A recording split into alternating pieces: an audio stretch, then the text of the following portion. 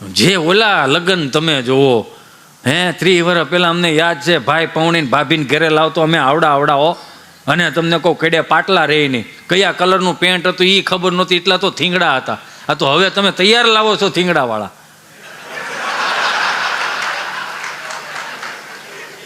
ખોટું હોય તો પાછું આપો, ન ગમે બીજી વાર ન બોલાવતા. છે અમે તો આમ ભાભીને રૂમમાં જઈએ ને એટલે આમ સુગંધ બહુ સારી આવે. તાજા લગ્ન થયા હોય ને, ગલગોટાની સુગંધ આવે, અત્તરની સુગંધ આવે. આમ ભાભીને પૂછ્યું અમારા હાટું હું લાવ્યા, તમે આવડા અમારા હાટું હું લાવ્યા?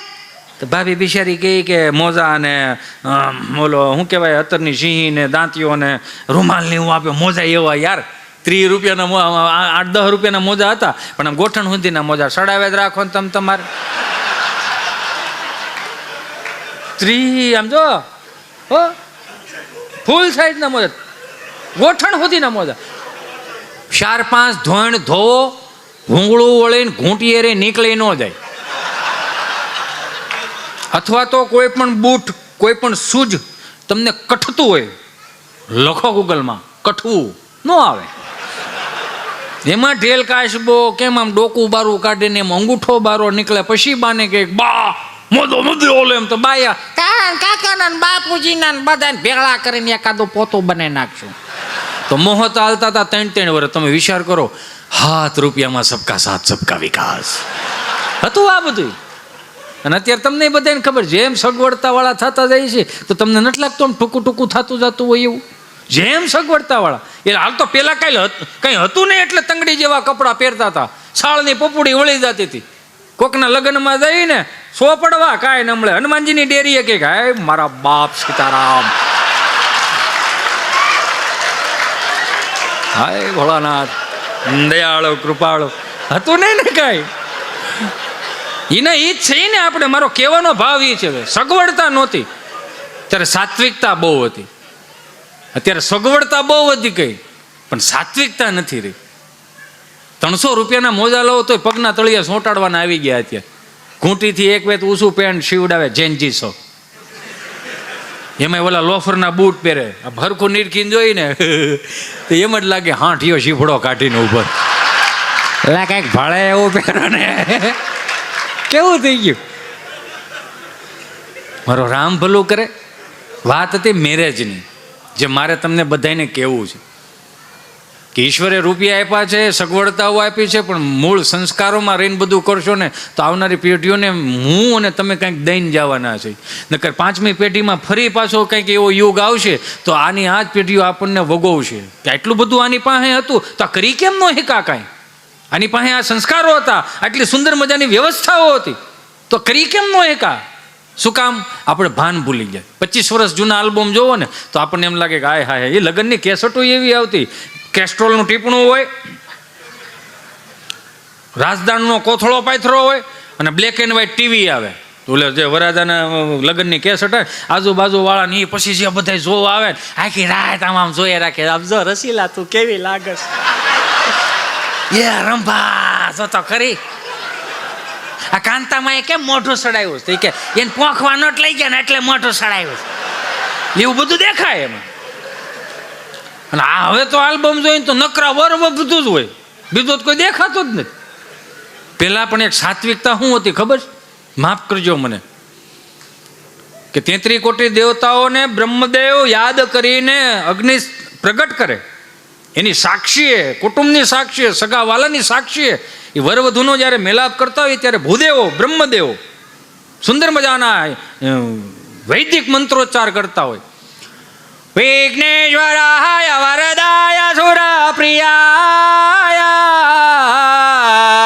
લાંબોદરાય સકલાય જગદ્વિતાય નાગાનનાય શ્રુતેયગ્ન વિભૂષિતાય ગૌરીસુતાય ગણનાથ નમો નમસ્તે.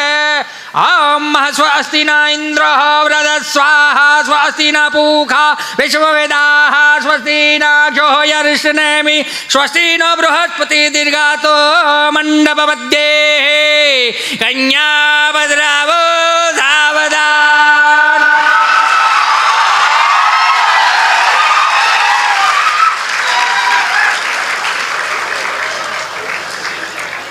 પણ ન હોય તો પાછું આપે. હતું આવું, વૈદિક મંત્રોચ્ચાર હતા. મારો કહેવાનો મૂળ કેન્દ્ર બિંદુ એ છે કે મંડપ મધ્યે કન્યા પધરાવો સાવધાન, એટલે એ બેનને એનો ભાઈ હાથ પકડીને મર્યાદાપૂર્વક ઘૂંટો તાણીને અને મંડપમાં બેસાડે. સગાવાલા બધું જોતા હોય, આઈ એમ સોરી, મને માફ કરજો, કે ત્યાં મર્યાદાનું પાલન થતું, સનાતન સંસ્કૃતિનું પાલન થતું હતું. આદિ અનાદિથી દીધેલા મારા ને તમારા મા બાપે દીધેલા સંસ્કારોનું ત્યાં પાલન થતું હતું. ત્યાં હારું લગાડવાની વાત નહોતી. અને અત્યારે તો માફ કરજો, લાઈવમાં જોવો છો એને કહી દઉં, તમે બેઠા છો તો તમને કહું, વૈદિક આ સંતોએ આપેલા આપણને વૈદિક મંત્રોચ્ચારથી એનું પાલન કરો. અહીંયા તો હજી મેં જોયેલું છે એટલે હું કહી શકું કે અહીંયા હજી ભૂદેવો ઓમ વિઘ્નેશ્વર આવરદા સુપ્રિયા લંબોદરા એટલું બોલતા હતા કે ઉભા રહ્યો, કન્યાની એન્ટ્રી થાય છે, કન્યાની કન્યા આમાં કરી આવતી, આમાં તમારું રામ ભલું કરે. આમાં કેમ, આમાં હું આદરવું, અને ખોટું હોય તો પાછું આપો. કોઈ પણ બાપ દીકરીને પ્રેમ કરતો હોય, પણ બાપને એક વખત તો થોડુંક કહેવું પડે, બેટા આ ન થવું જોઈએ. આદિ અનાદિની સંસ્કૃતિ, ભારતીય સંસ્કૃતિ, આજે આપણે આ વાવશું તો આ ઉગશે કેવું? આજની કુટેવ ત્રીજી પેઢીએ સંસ્કાર ન થઈ જાય એનું ધ્યાન રાખવાનું. મહુવામાં બોલ્યો તું, આજની કુટેવ ત્રીજી પેઢીએ સંસ્કાર ન થાય એનું ધ્યાન હું રાખવાનું. દાખલા તરીકેની વાત કરું, મેં વાત કરી હતી ને કે આપણા બાપને કોઈને ખબર નહોતી કે જન્મ તારીખ ક્યારે. આ તો સહજ છે કે આ બધા ફિલ્મ સ્ટારો આવ્યા તે પછીનો થોડોક બગાડ નીકળ્યો. સારું છે સંતો, અમે તમારા સાનિધ્યમાં રહીશ નકર અમે કળતરો થઈ ગયા. આ તો હું જાહેરમાં કહું, હું કામ જાહેરમાં કહી દે ભાઈ, કેમ કે દુનિયાનો નિયમ છે, તમે સુધરી જાઓ ને પછી તમારા જૂના કાંડ બારા કાઢે. એને કંઈ કરી દેવું સારું, બહુ ત્રાસકો ન લાગે. અરે એવું ન થાય. એક બેન છે ને હોનીની દુકાને ગયા, મને વાત આવી ને એટલે હોનીને પૂછ્યું કે હે ભાઈ આ રિંગનો શું ભાવ છે? કે 50,000ની. અરર 2 વખત થોડાક આગળ આવેલા, હે ભાઈ આ હારનો શું ભાવ છે?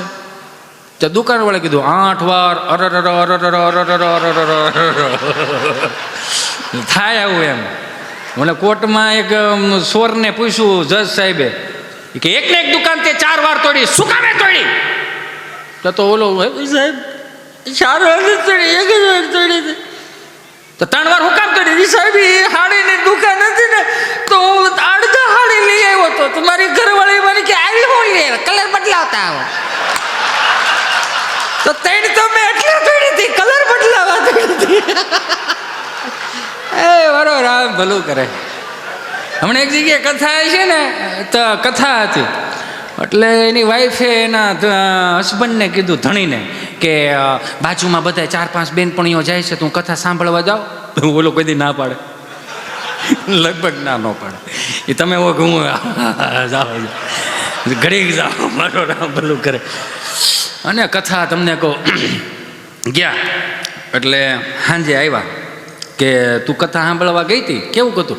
અરે બાપા બોટાદની તો વાત ન થાય, એટલું માણા હૈયું દળાય કે નહીં, વાત જવા દો. કથા સાંભળી કે નહીં? પછી તો સાંભળો જ કરો ને, શકડોળ ને છોકરાઓ તમને કહું જ્યાં અહીંયા નકરું ખાવાનું અને પ્રસાદીની તો વાત જ નહોતી. અરે માણા કથા સાંભળી કે નહીં? પણ આટલું માણા હોય એમાં કથા સાંભળાય? બોલો આનું શું કરો, મારો રામ ભલું કરે. આનો કેવો ઉદ્ધાર કરવા જવાનો આપણે? અને મેં કથા સાંભળવા ગયા તો અહીંયા વ્યાસપીઠ ઉપરથી બોલતા, ભગવાન પરમેશાન વ્યક્તિ વિચારણે પ્રારબ્ધમ કર્મ ભોજમાનસમ કથમ ભવતી હે પ્રભુ. આ કથા વાર્તાનો જે કોઈ લાભ લેશે મિત્રો, એનો સ્વર્ગમાં વાસ થશે. કોને કોને જાવું છે સ્વર્ગમાં? તો બધા આગળ ઓછા કર્યા. 2 જણા મારી પાસે ખબર નહીં એવડી પીધર મોટા કરીને, તમને શું વાંધો? મને કે અમે આ ગામના જમાયું છે, આ બધા અહીંથી જાય એટલે સ્વર્ગ જ છે. આને અહીંથી મોકલો ને આવ્યા હતા કથા સાંભળવાની, શું જોવા બેહાયલા? આ પિતૃઓનો મોક્ષાર એનો છે કે અમારા પિતૃઓનો મોક્ષાર છે ભાઈ, અમારે લતા મારવાના, તમારો રહેવા ટૂંકમાં અમે આ કરી ભાઈ. કેવું મારું રામ ભલું કરે. અમુક છે ને એમને આનંદ આવે. ક્યાં ભાઈ ગયો? એ ભાઈ ક્યાં બે? ના બે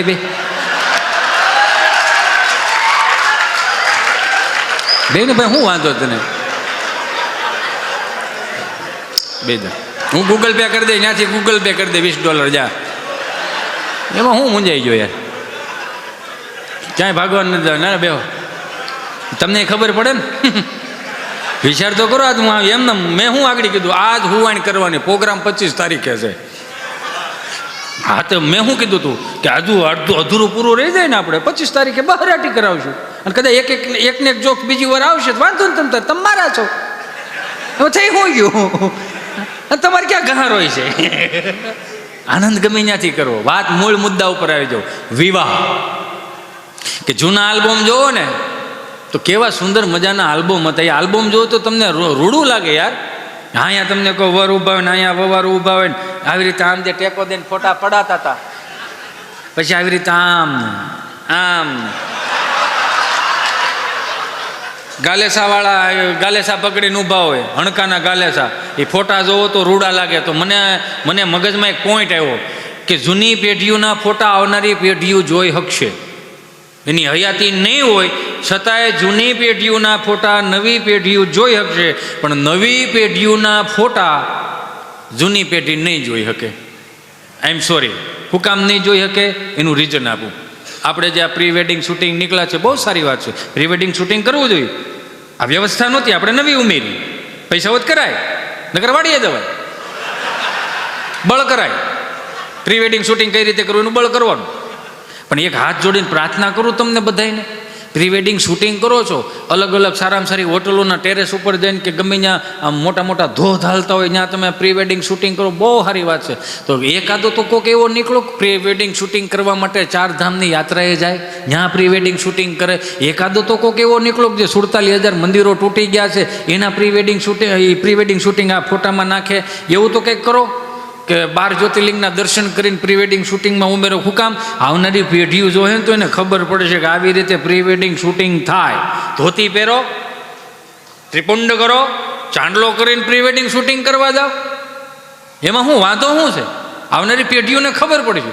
આ તો અમુક પ્રી વેડિંગ શૂટિંગ મારો રામ ભલું કરે, બોલાય નહીં ક્યારેય, પણ ટૂંકા કપડાં પહેરીને માથે એમાં 20 ફૂટના ઓલા ઝાડવા પીડ્યા હોય, હુકાઈ ગયેલા, ત્યાં બેન માસડા સેડા હોય, ગોઠણથી ઉપરના કપડાં પહેરો, 14 ફૂટની સુંદરી ઉડતી હોય. મેરી ચૂનર ઉડ. અહીંયા પાછો આપણો વરાદો એમ તમને કોઈ કાળા કલરનો ઘોડો તબડક સ્લો મોશનમાં આવેલો હતો, અને એ બધું તમારા હગાવાલા બધું જોવે તો એમાં હેનો રાજીપો? સાહેબ, સનાતન સંસ્કૃતિના પહેરવેશે ધારણ કરો, જે આવનારી પેઢીઓને ખબર પડશે. કેમ ભાઈ 25 થી 31 ડિસેમ્બરમાં નિશાળો એવું કહે છે કે સાન્તાક્લોઝના ડ્રેસ પહેરાવીને મોકલો નિહાળે, તો આપણે જઈએ છીએ ને, ક્યાં નથી જતા? પહેરીને મોકલી જ છીએ ને છોકરાઓને. ભાઈ એમાં હરખ એનો છે. સાન્તાક્લોઝ સારું વ્યક્તિત્વ હોય છે, એના ચરણોમાં પ્રાર્થના. જે દેશમાં રહ્યો એનું તમ તાર પાલન કરવું પડે. હે કહું ને, હું ઊભો તો રે મારો ભાઈ, બહુ ઉતાવળો યાર, એને હરખ તો જો. અહીંયા તો એવા લોકો બેઠા, સ્વામી મેં જોયું ને કે હું શું કામ ડરું છું, શું કામ મારી હેરો બોલતા જાય છે, કેટલો સાંભળતા છે. એટલે મારે એને કેવું પડે, હું આમ 2-3 જણ કે બહુ સાંભળ્યું. મેં કોકનો વારો આવવા દે ને ભાઈ, બીજા ઘણા કલાકારો બાકી છે ને આપણે બધાને મોટા કરવાના છે. એને થોડુંક સનાતન સંસ્કૃતિની વાતો કરતો એને મોટા કરો. ક્યાં હતો હવે હું? હા, સાન્તાક્લોઝ સારો વ્યક્તિત્વ હોય છે, બધી વાત સાચી, પણ સાન્તાક્લોઝની ક્યાંય મઢી ખરી? હે, સાન્તાક્લોઝનો કંઈ ધૂણો ખરો? ધૂણો શિખરબદ્ધ મંદિરો છે એને? હે, એની ગૌશાળા છે ક્યાંય? હે, એનું અન્નક્ષેત્ર ક્યાંય હાલે છે? તો ઉપાડા હે ના લીધા છે. એના અનુયાયીઓ છે જે દિલથી માને છે. ક્યારે સાન્તાક્લોઝને જોયા નથી, પણ મનથી માનતા કરે છે કે હું દીવ દમણ ગોવા માનતા ચડાવી જાય તમારી. માતાજી એને સુખી રાખે, માતાજી તેનું ચંદા રાખાશે. કેવું હે, કેવું હાલે? ગિરીશ કા ગાના સુનેગા બોલો. અને હું જોઈ છે જ નથી હળવું. હું કાયમિકના માટે એક પ્રોગ્રામમાં એક બે વખત મારથી જોક્સ થઈ ગયો હતો કે રીલ્સું બનાવો ને તો સનાતન સંસ્કૃતિની રીલ્સું બનાવજો. તમે પોતે ફેમસ થવા માટે કે તમે વલ્ગારિટીને સહારો લઈને ફેમસ થવા માટેની રીલ્સું ન બનાવતા. મેં એક રીલ્સ જોઈ, 4-5 બહેનો અહીંયા ઊભી હતી ને એક બેલ અહીંયા ઊભી છે, શ્રીમતનું કંઈક એનો પ્રોગ્રામ હશે ને એ રીલ્સ બનાવતી હતી. 4 બહેનો અહીંયા ઊભી, તેમાં ગીત પાછળથી બેકગ્રાઉન્ડમાં ફિટ કરવા, પતલી કમરિયા દેખો હાય હાય હાય, પતલી કમરિયા દેખો હાય હાય કરીને આમ કર્યું. તો ઓલી જે બેન સિંગલ ઊભી હતી ને, જે માં બનવાની છે, એ શું કે એવું મન ન આવડે તો હું કામ આદેર છું? આ નથી આવડતું તો હું કામ કરો છો? આવનારી પેઢીઓ શું શીખશે તમારી પર? માની લો રીલ્સ ચડી ગઈ, 5-25 હજાર કે 2 મિલિયન 4-5 મિલિયન વ્યૂ આવી ગયા, તો આવનારી પેઢીઓને તકલીફ કેવી થાય એ ખબર છે?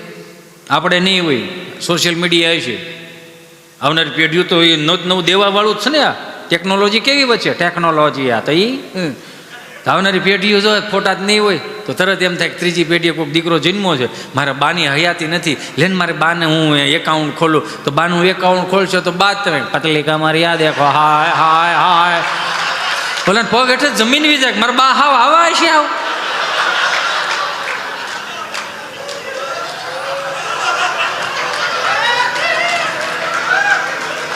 બે હાથ જોડીને પ્રાર્થના કરું, સનાતન સંસ્કૃતિને વેગ મળે એવી વાતો કરું, સનાતન સંસ્કૃતિને, તિલક ચાંદલાને, ભારતીય સંસ્કૃતિને વેગ મળે એની રીલ્સું ચડાવો. આપણી મેં તો એ કીધું કે આમાં આપણી ઘેર કોઈક બે હવા આવે ને, સોફો આપણો સા આપણી પીવે, પંખો આપણો બળે, એના છોકરાને વાતો કરે, હિતેશભાઈ અમારો ચિંટુ તો ચિંટુ જ છે, ફર્સ્ટ આવેલો છે અમારો ચિંટુ. એટલે એ એના છીંટુને એટલા વખાણ કરે તો અમારો છોકરો સામું જ આપણને એમ લાગે કે આ ભાદરવા મહિના છીવડા ડોડા આવી જાય. મારો રામ પેલું કરે તમારો છીંટુ છે તો અમારે શું છે? આ કે બેઠા છે આવડા, તમે ભગત હે ના દાંત કાઢો ઠે